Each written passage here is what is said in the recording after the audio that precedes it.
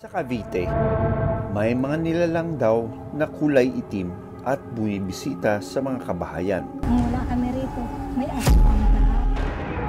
Kinatatakutan daw ito ng mga residente. Ingay parang scratching sound. Papayag ka ba na nasa bahay mo may iba pang nakatira?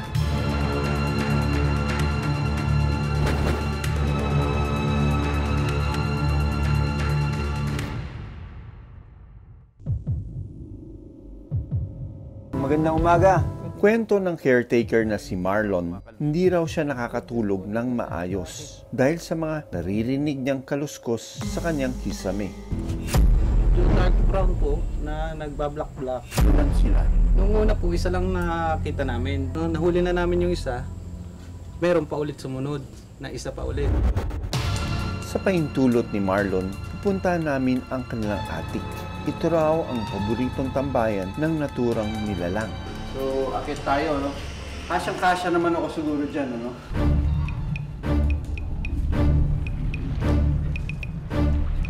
Oo!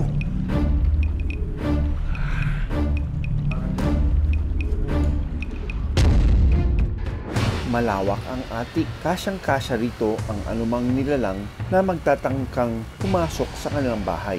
Dito nila inaabangan na magpakita ang maitim na nilalang. So, saan mo nahuli yung isa? Doon siya dumadaan.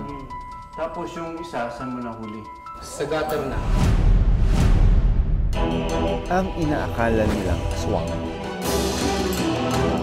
Mga Southern Luzon Giant Cloud Rat o buot pala. Ah, yun! It's a Southern Luzon Giant Cloud Rat. Ayun, may anak pala.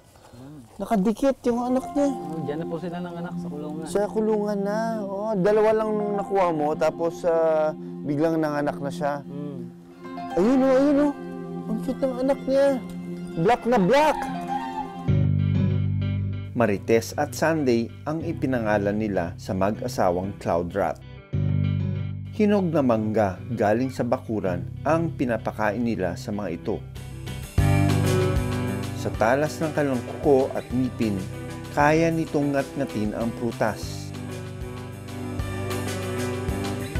Kapansin-pansin din ang pagsunod ng maliit na buot sa kanyang ina. Dumidede pa kasi ang batang Cloud Rat dahil hindi pa nito kayang kagatin ang mga pagkain. Ang inaakala nilang aswang. Mga Southern Luzon Giant Cloud Rat o buot pala. Ang may-ari ng bahay na sina Leonor at Alexander gusto nang maialis o i-relocate ang mga Cloud Rat. Something bothered you at night? Yes, only during in the night. Very much trouble under the roof. Parang tao siya, naglalakad. Unang dating namin, hindi kayo makatulog kasi ang ingay-ingay. Kinumbinsi ko ang mag-asawa na hayaan na lang ang mga Cloud Rat na mabuhay sa kanilang bakuran. Marami kasi ritong fruit-bearing trees na pwedeng tirahan at kainin ng mga buot. Perhaps to close all the holes, not to only live. directly connected with the Humans, yeah. Kinausap ko rin ang kanilang lokal na barangay para sa kaligtasan ng mga Cloud Rat. Kung linipat natin sila sa iniisip nating protected area, may gubat, pag dinala natin itong mga wildlife na ito, hindi nila kabisado yung lugar. Ang chances nila mabuhay doon sa paglilipatan nila, mas lumiliit kaysa sa lugar na kinalakihan nila. Sa isang semi-wild farm ni Leonor at Alexander, napiling pakawalan ang pamilya ng Cloud Rat. Of course, before every release, we need to examine the wildlife. Not necessarily that I have to handle them, but I'll try to look at them closely. Ano? Mukhang kompleto naman yung kanilang mga daliri, wala namang sugat. Dahil malusog ang pamilya ng Cloud Rat, fit for release ang mga ito.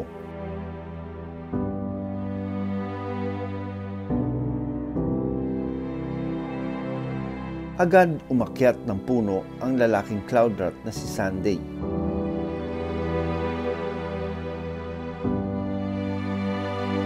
Sunod na lumabas ng kulungan ang nanay na si Marites na sinundan naman ng kanyang anak. Pero imbis na umakyat ng puno, Tila naghanap muna si Marites ng lugar kung saan maaari siyang gumawa ng pugad. So finally, nakakita ng parang nest niya, natural nest, itong buot na ito, no, at saka yung anak nila. Sa lugar na ito, nakita at nirescue ni Jason ang isang cloud rat na mukhang nangihina.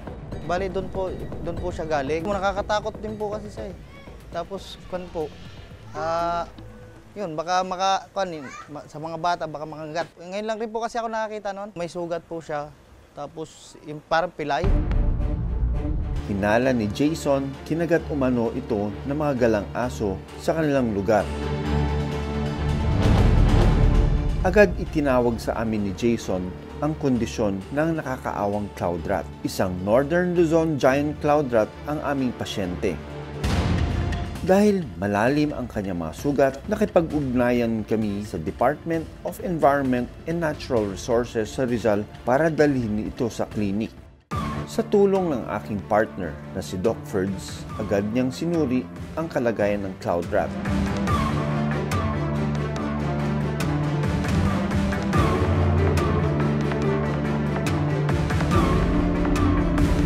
Ayun, grabe, may sugat pala siya dito talaga, oh. Pero hindi raw ito kagat ng aso, kundi posibleng tinaga raw ito ng tao. Look at that. Oh, no. Look at that, oh. Talagang nataga ito. Pero malalim. We need to stitch this up. Halos umabot na raw sa buto ang lalim ng sugat ng buot. Ang cloud rat ay isang uri ng daga. Pero hindi ito kagaya ng mga daga na nakikita natin sa syudad at ilang kabahayan. Endemic o tanging sa Pilipinas lang matatagpuan ang mga Northern Luzon giant cloud rat. Kaya mahalaga na maisalba ang kanilang lahi.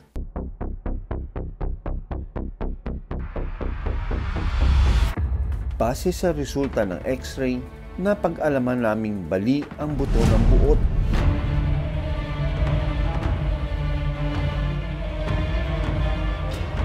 Kinailangan din na lagyan ito ng bakal o metal implant sa kanang kamay at kaliwang paa para muli itong makalakad. Sa lalim ng kanyang sugat, posibleng kumalat ang impeksyon na maaari niyang ikamatay.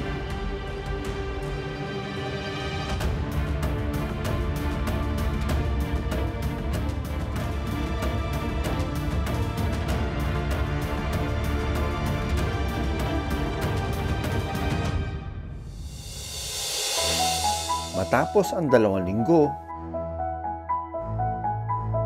nakalakad ng maayos ang buot.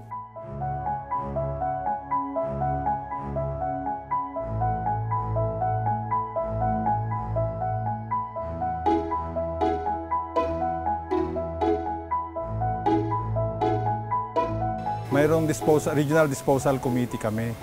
So sila magbibigay ng clearance before releasing to the wild. Case na to release nga na pwede nang makalakad na siguro yung wild, cloud rat, so we will recommend siguro for the release to the wild.